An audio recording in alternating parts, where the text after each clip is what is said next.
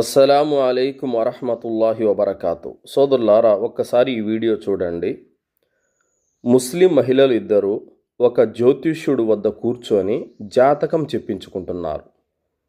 అంటే చిలక జోస్యము చెప్పించుకుంటున్నారు. ఇది ఇస్లాం ధర్మంలో పూర్తిగా నిషేధము.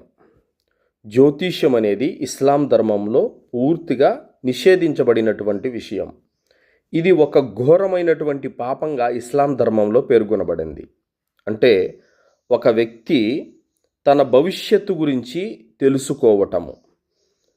నా కూతురు పెళ్ళి ఎప్పుడవుతుంది, నా కుమారుని యొక్క పెళ్ళి ఎప్పుడవుతుంది, అలాగే మాకు కష్టాలు, బాధలు, సమస్యలు, ఇబ్బందులు ఎప్పుడు తొలగిపోతాయి, మాకు అదృష్టం ఎప్పుడు వరిస్తుంది, లేదా మా ఇంట్లో అనేక సమస్యలు, బాధలు ఉన్నాయి, వీటికి పరిష్కారం చూపండి, రేపేం జరగనున్నదో మాకు తెలియజేయండి అనేటటువంటి విషయాలు జ్యోతిష్యుడు వద్దకు వెళ్ళి అడిగి తెలుసుకోవటము.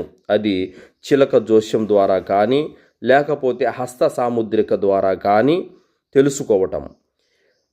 జ్యోతిష్యంలో ఎన్ని రకాలైతే ఉన్నాయో అన్ని రకాల జ్యోతిష్యం కూడా ఇస్లాంలో పూర్తిగా నిషేధం. వీటిని ఘోరమైన పాపంగా ఖురాన్ హదీసులు పేర్కొన్నాయి. అయితే వాస్తవానికి రేపు ఏం జరగనున్నదో భవిష్యత్తు గురించి వాస్తవంగా జ్యోతిష్యులకు తెలుసానంటే ఏమాత్రం కూడా తెలియదు. కేవలము ఈ అండపిండ బ్రహ్మాండాన్ని సృష్టించినటువంటి సృష్టికర్త అయిన అల్లాహకు తప్ప ఇంకెవరికి తెలియదు. రేపు భవిష్యత్తులో ఏం జరగనున్నదో దైవానికి తప్ప ఇంకెవరికి తెలియదు. ఒకవేళ ఈ జ్యోతిష్యులకి అంత తెలిసే ఉంటే గనక ఎంతోమంది ప్రముఖులు చనిపోతున్నారు. వారు చనిపోయే ముందు రోజు, ఒక్కరోజు ముందైనా సరే రేపు ఫలానా వారు చనిపోబోతున్నారని ఎందుకు చెప్పడం లేదు? వైఎస్ రాజశేఖర రెడ్డి గారు హెలికాప్టర్లో చనిపోతున్నారన్న విషయము ఏ ఒక్క జ్యోతిష్యుడైనా ముందుగా ఎందుకు చెప్పలేదు? కరోనా రాబోతోంది, లక్షల మంది చావబోతున్నారని ఏ ఒక్కడైనా ముందుగా ఎందుకు చెప్పలేదు?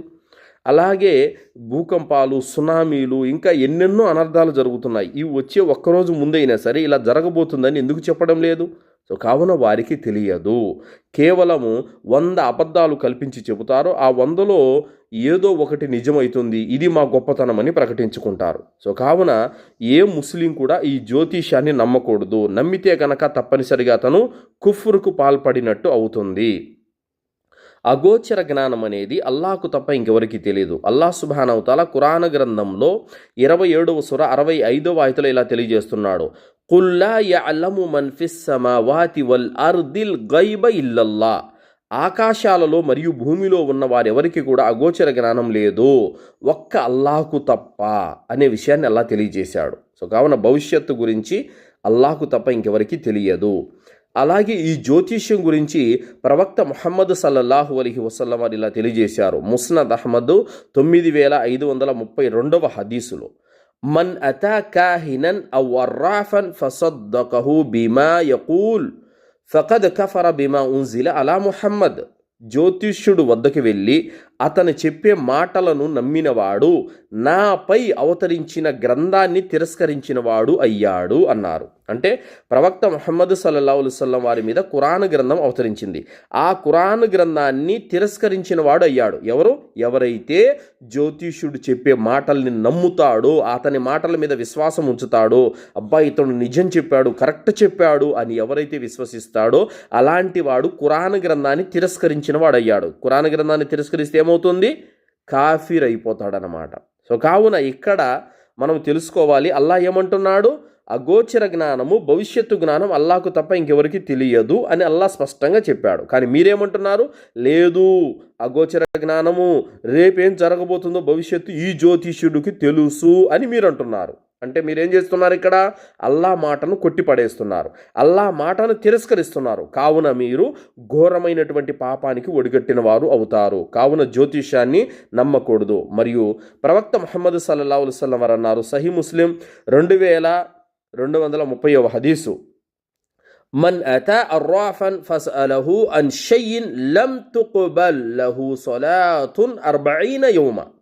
జ్యోతిష్యుడు వద్దకు వెళ్ళి ఏదైనా నా జాతకం చెప్పు అని అడిగితే అతని యొక్క 40 రోజుల నమాజు స్వీకరించబడదు అని ప్రవక్త సల్లల్లాహు అలైహి వసల్లం వారు చెప్పారు. సో కావున జ్యోతిష్యుడు వద్దకు వెళ్ళి అతను చెప్పే మాటను నమ్మినా నమ్మకపోయినా అతడి వద్ద అడగటమే ఘోరమైన పాపము.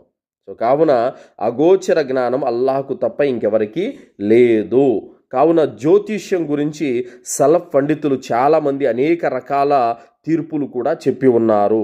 కావున ఇమాం ఇబ్నె తైమియా రహిమహుల్లా అలీహి వారు అన్నారు, జ్యోతిష్యం గురించి తెలుసుకోవటము, జ్యోతిష్యం చెప్పించుకోవటము ఇది ముస్లిములందరికీ కూడా హరాం అని తెలియజేశారు. అలాగే ఇమాం ఇబ్నె కయ్యూమ్ రహిమహుల్లా అలీహి వారు తెలియజేశారు, జ్యోతిష్యుడు వద్దకు వెళ్ళి ఏదైనా అడిగితే అతను ఖచ్చితంగా తిరస్కారిగా అవుతాడు మరియు తౌహీదుకు అతను శత్రువు అయిపోతాడు అని తెలియజేశారు.